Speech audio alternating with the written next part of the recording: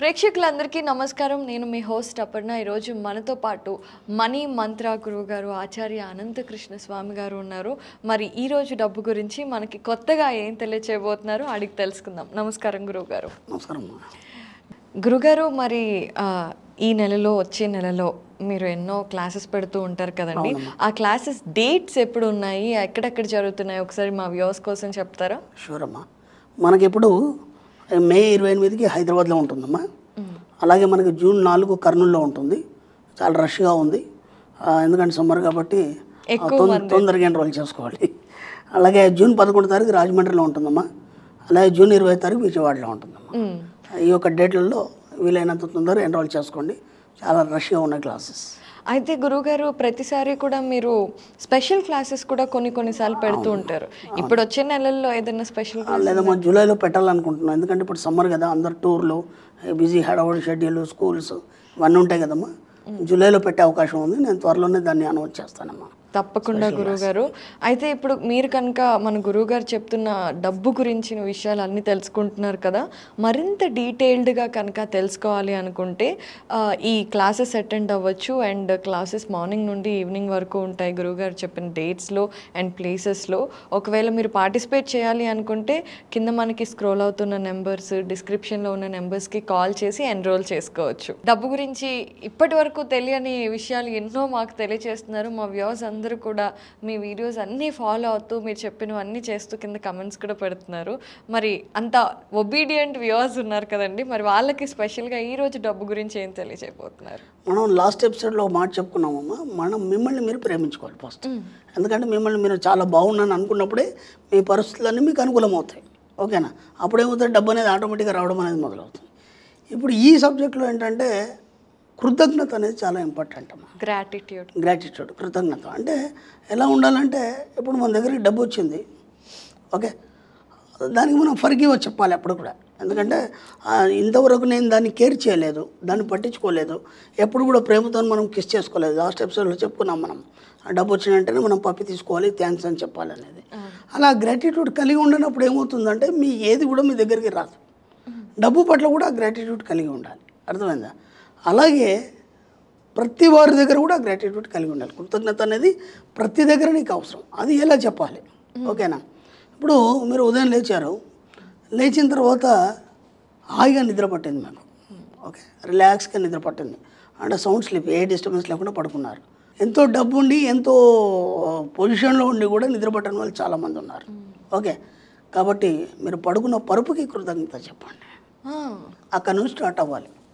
మీకు మంచి నిద్రని ఇచ్చినందుకు ఆ పరుపుకి కృతజ్ఞతలు, ఆ మ్యాట్రెస్ ఉంటుంది కదా, దానికి మనం కృతజ్ఞతలు చెప్పాలి. ఓకే, ఆ తర్వాత మీరు అద్దం ముందుకు వెళ్తారు. ఆ చిపిరి జుట్టుతోనే ఉంటాం లేవగానే, మనమే భయం వేస్తుంది ఒక్కోసారి. మన అందాన్ని మనకు తెలియజేసినందుకు ఆ అద్దానికి కృతజ్ఞతలు. కోమ్ చేస్తాం, ఆ కోమ్ చేయకపోతే ఎలా ఉంటుంది, మనం బయటికి రాలేము. ఆ కోమ్కి కృతజ్ఞతలు. ఇలా ఏం చేయాలంటే ఉదయం లేచి నుంచి రాత్రి పడుకునే వరకు మీకు డబ్బు రావాలి. మీరు ముందు డబ్బు రావాలన్నప్పుడు ఏం చేయాలంటే, మనం ఇంత గతంలో చెప్పుకున్నాం, ఈర్ష్య, అసూయ, ద్వేషాలు ఇవన్నీ వెళ్ళిపోవాలన్నాం. ఈ కృతజ్ఞత వల్ల ఏమవుతాయంటే మీకు తెలియకుండా ఆటోమేటిక్గా అవన్నీ వెళ్ళిపోతాయి. మార్నింగ్ నుంచి ఈవినింగ్ పడుకునే వరకు మనం ప్రతిరోజు ఏం చేయాలి, కనీసం 100 కృతజ్ఞతలు చెప్పగలగాలి. అర్థమైందా? మీకు టీవీ ప్రోగ్రామ్ చూస్తున్నారు, మంచి ఎంటర్టైన్మెంట్ ప్రోగ్రామ్ వచ్చింది, మీ మనసుకి ఆహ్లాదం కలిగించింది. ఇప్పుడు ఏం చేయాలి, ఆ ఆహ్లాదాన్ని కలిగించినందుకు ఆ ప్రోగ్రామ్కి, ఆ టీవీకి కృతజ్ఞతలు. కరెక్ట్ మంచి మనము ఈ దాంట్లో ఉన్నాము, దాన్ని అనుభవిస్తున్నాము, మన కరెంట్ పోయింది అనుకోండి, డిస్టర్బెన్స్ అవుతుంది. కాబట్టి దానికి కూడా, పవర్కి కూడా మనం థ్యాంక్స్ అని చెప్పాలి. ఇలా మీరు పొద్దున్న నుంచి ఉదయం నుంచి రాత్రి పడుకునే వరకు కనీసం 100 కృతజ్ఞతలు ఈజీగా అయిపోతాయి మనకి. ఇప్పుడు ఏమవుతుందంటే, మీరు ఒక 15 రోజులు, అంటే మన సబ్జెక్ట్లో డబ్బు రావాలి, సంపద రావాలి, దాంతోపాటు చాలామంది మనకి ఏమంటారంటే, డబ్బు వచ్చిందంటే అహంకారం వస్తుంది అంటారు. అది మెయిన్ పాయింట్. అది అందుకే మనం ముందు ఏం చెప్పుకున్నామంటే, ఇవన్నీ తీసేయాలన్నాం. తీసేయాలంటే అది ఎలా తీసేయాలో మనకు తెలియదు. ఈ కృతజ్ఞతల ద్వారా రోజు మనం కృతజ్ఞతలు చెప్పడం వల్ల కనీసం ఒక 15 రోజులు మీరు కంటిన్యూ చేయండి. ఆ తర్వాత మీకే అలవాటు అయిపోతుంది, ఏంటి అనేది మీకే అలవాటు అయిపోతుంది, అన్నీ మీకే అర్థమైపోతాయి. దాంట్లో ఎలా నేను ఇలా తయారైపోయాను మీరే అనుకుంటారు. అప్పుడు ఒక వ్యక్తి ఉన్నాడు, చాలా కోపంగా ఉన్నాడు, ఎప్పుడు కూడా ఆయన అగ్రెసివ్గా ఉంటాడు, అందరి మీద కోపాన్ని ప్రదర్శిస్తాడు. అలాంటిది సబ్జెక్ట్లోకి వచ్చినాక మన మనీ అనే సబ్జెక్ట్లోకి వచ్చినాక మనీ మ్యాజిక్ అనే సబ్జెక్ట్లోకి వచ్చిన తర్వాత ఈరోజు కోపం రమ్మంటే రావట్లేదు. ఎందుకంటే చాలామంది జీవితాల్లో చాలా మార్పులు వచ్చాయి.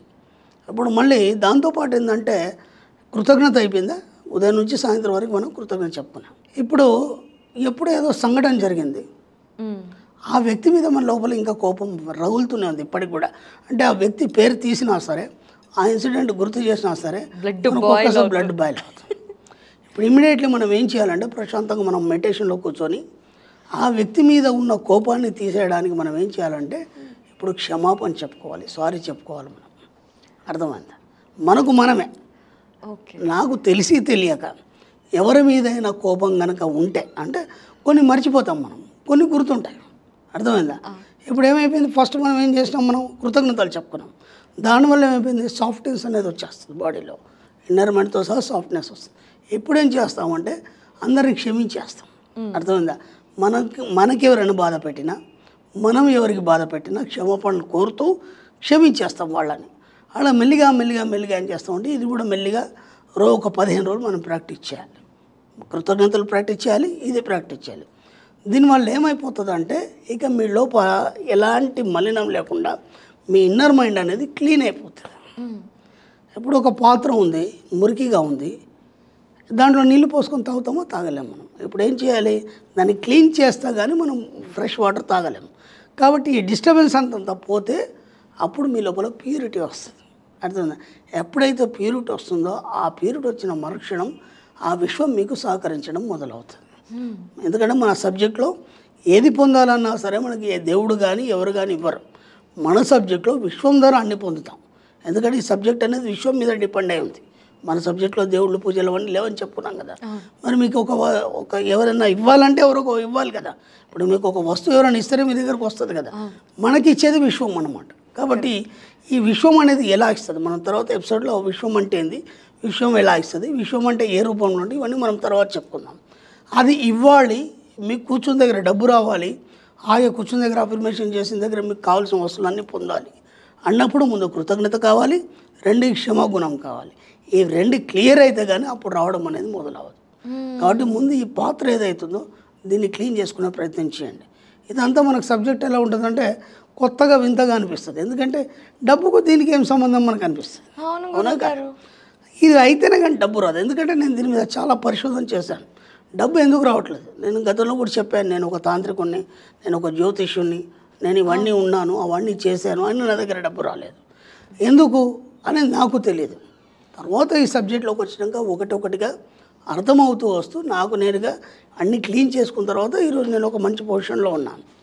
నాలాగే అందరూ కూడా కావాలి, అందరూ బాగా సంపాదించాలి, అందరూ బాగా ఎంజాయ్ చేయాలి, అందరూ బాగా ఖర్చు పెట్టాలి అన్నప్పుడు ఏం చేయాలి అనే దాని మీద నేను చాలా రీసెర్చ్ చేసి సబ్జెక్ట్ అంతా తయారు చేయడం జరిగింది. దాదాపు 2-3 సంవత్సరాల నుంచి మనం ఈ సబ్జెక్ట్ అంతా మనం ఆ జనాలకు పంచుతాను. అందరూ సక్సెస్లో ఉన్నారు. కాబట్టి తూచా తప్పకుండా నేను చెప్పింది చెప్పినట్టుగా ఫాలో అండి. కేవలం డబ్బు కావాలి, నేను బాగా సంపాదించాలి, మంచి జీవితాన్ని, గొప్ప జీవితాన్ని నేను జీవించాలి అనుకునే వాళ్ళు మాత్రమే ఈ సబ్జెక్ట్లోకి రండి. ఏదో వచ్చేసామా, నా అప్పులు కట్టేసుకుంటానా, అయిపోయిద్దా, వద్దు, రావద్దు, ఈ సబ్జెక్టులో రానే రావద్దు. ఎందుకంటే ఇప్పుడు మీకు ఒక మహాభారతం ఉంది, ఒక రామాయణం ఉంది.